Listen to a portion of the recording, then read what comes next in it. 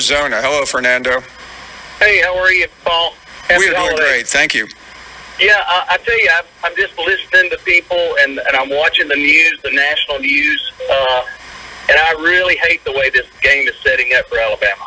It doesn't look favorable. I mean, it looks favorable, and I think we've, or maybe a little overconfident. I mean, what are we, 13.5-point favorites to win? Yeah, I mean, that's true. Now, Alabama, I mean, you can point to anything you want. They are not one of the great big favorites. I mean, some of their worst losses have come as big favorites. They were a pretty big favorite against Ohio State in the slot 7 years ago, and we all know about Texas A&M. But I think Cincinnati is a very difficult team to read because they really didn't play an Alabama-like schedule, and they did have that huge win over Notre Dame, and Alabama is for the best team in the country has been pretty erratic. Well, they've been dying to get in. I mean, this is like the first year a team like that has been in here. You don't think they're going to be ready? They're going to be ready. They will be, and everyone in the country will be pulling for them, which has absolutely nothing to do with the outcome of the game. But yeah, I mean, I understand. I'm sure Saban's very concerned because he was at Auburn the week before the SEC championship game. Yeah. He knows how close that game was. He loved the rat poison. Yeah. He loved the rat poison that was given to him, and we're giving them the rat poison this year. No, you're right. And I mean, look at Auburn. We had like those little percentages don't help us either. Was it 91% chance we should win? Where does that come from? It is interesting that if you could go back, and I'll include myself in the conversation of all the things that we all said going into the Georgia game, and the second that game was over, they went out the window. They were just like thrown out like yesterday's garbage, and they still matter.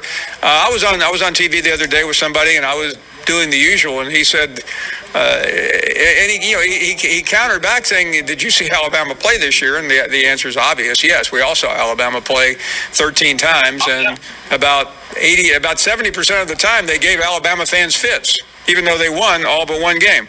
Well, they did, and I mean, the thing is, the game is set up perfectly for Cincinnati, and it's terrible for Alabama. I mean, how do you get up for that team? I mean, you can say it all day long, and oh my goodness, like that Andy Staples, he was on there. He said, "Well, I picked, and I'll never pick against them again." That's why he's picking Alabama now. But the thing is he was wrong before when he picked Georgia. Well, no, that's the situation where I violated my own rule because I decided over the last 10 years to never go against Alabama. But what Andy said is true. It seemed obvious that Alabama was going to lose that game, and I know there isn't an Alabama fan in the world that believes that now, but many believed it at the time. Well, I'll tell you, we don't need to be looking at what's going on in the Georgia-Michigan game.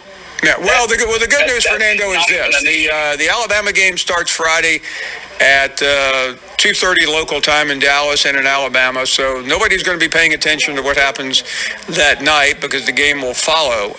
But it is, I hear you, and it will be one of the themes of this week as we work our way to AT&T Stadium on Thursday. Let's take a break here. We have been through, it's only been an hour. I guess when Daryl calls, it feels like time just stops. But we are 1 hour in.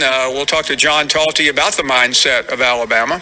He lives in Alabama, of course. And more of your phone calls at 855-242-7285. 1 hour in, we'll talk to John Talty about the mindset of Alabama. He lives in Alabama, of course.